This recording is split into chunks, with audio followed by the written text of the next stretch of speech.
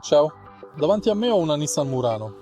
In questo video ti mostrerò come gestire il tettuccio apribile.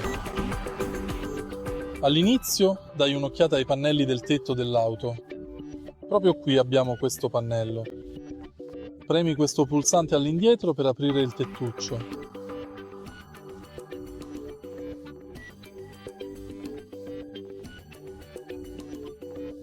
Premilo in avanti per chiudere il tettuccio.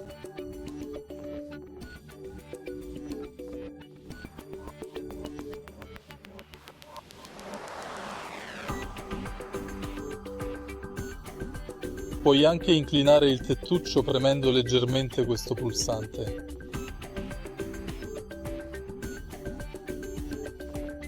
Se hai trovato utile il video, lascia un like, un commento e iscriviti al canale.